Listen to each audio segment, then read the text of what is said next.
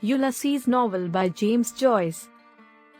Stephen Dedalus spends the early morning hours of June 16, 1904, remaining aloof from his mocking friend, Buck Mulligan, and Buck's English acquaintance, Haynes. As Stephen leaves for work, Buck orders him to leave the house key and meet them at the pub at 12:30. Stephen resents Buck. Around 10 a.m., Stephen teaches a history lesson to his class at Garrett DC's boys' school. After class, Stephen meets with DC to receive his wages. The narrow-minded and prejudiced DC lectures Stephen on life. Stephen agrees to take DC's editorial letter about cattle disease to acquaintances at the newspaper. Stephen spends the remainder of his morning walking alone on Sandy Mount Strand, thinking critically about his younger self and about perception. He composes a poem in his head and writes it down on a scrap torn from DC's letter. At 8 a.m. the same morning, Leopold Bloom fixes breakfast and brings his wife a meal and breakfast in bed. One of her letters is from Molly's concert tour manager, Blazes Boylan. Bloom suspects he's also Molly's lover. Boylan will visit at 4 o'clock this afternoon. Bloom returns downstairs, reads a letter from their daughter, Millie, then goes to the outhouse. At 10 a.m., Bloom picks up an amorous letter from the post office. He's corresponding with a woman named Martha Clifford under the pseudonym Henry Flower. He reads the tepid letter, ducks briefly into a church, then orders Molly's lotion from the pharmacist. He runs into Bantam Lyons, who mistakenly gets the impression that Bloom is giving him a tip on the horse throwaway in the afternoon's Gold Cup race. Around 11 a.m., Bloom rides with Simon Dedalus, Stephen's father, Martin Cunningham, and Jack Power to the funeral of Paddy Dignam. The men treat Bloom as somewhat of an outsider. At the funeral, Bloom thinks about the deaths of his son and his father. At noon, we find Bloom at the offices of the Freeman newspaper, negotiating an advertisement for Keys, a liquor merchant. Several idle men, including editor Miles Crawford, are hanging around in the office, discussing political speeches. Bloom leaves to secure the ad. Stephen arrives at the newspaper with DC's letter.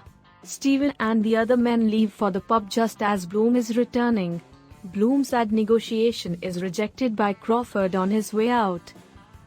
At 1 p.m., Bloom runs into Josie Breen, an old flame, and they discuss Mina Povoy, who is in labor at the maternity hospital.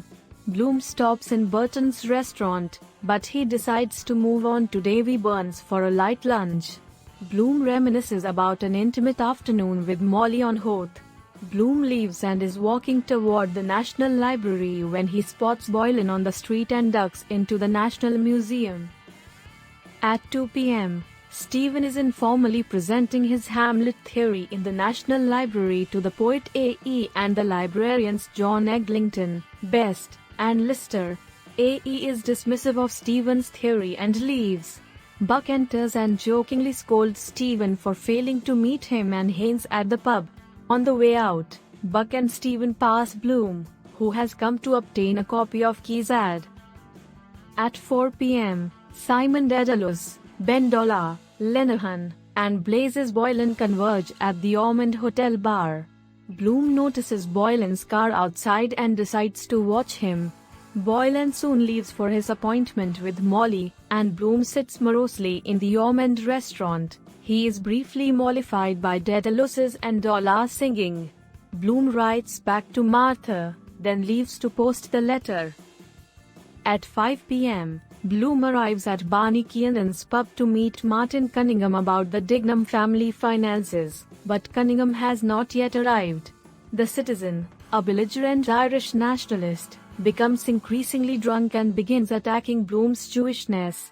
Bloom stands up to the Citizen, speaking in favor of peace and love over xenophobic violence. Bloom and the Citizen have an altercation on the street before Cunningham's carriage carries Bloom away. Bloom relaxes on Sandy Mount Strand around sunset, after his visit to Mrs. Dignam's house nearby. A young woman, Gertie McDowell, notices Bloom watching her from across the beach. Gertie subtly reveals more and more of her legs while Bloom surreptitiously masturbates. Gertie leaves, and Bloom dozes. At 10 p.m., Bloom wanders to the maternity hospital to check on Mina Pufoy. Also at the hospital are Steven and several of his medical student friends, drinking and talking boisterously about subjects related to birth. Bloom agrees to join them, though he privately disapproves of their revelry in light of Mrs. Pufoy's struggles upstairs. Buck arrives, and the men proceed to Burke's pub.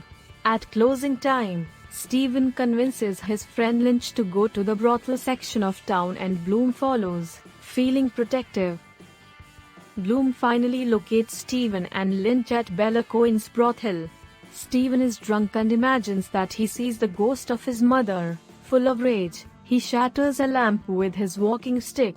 Bloom runs after Steven and finds him in an argument with a British soldier who knocks him out. Bloom revives Steven and takes him for coffee at a cabman's shelter to sober up.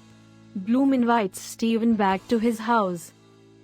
Well after midnight, Steven and Bloom arrive back at Bloom's house. They drink cocoa and talk about their respective backgrounds.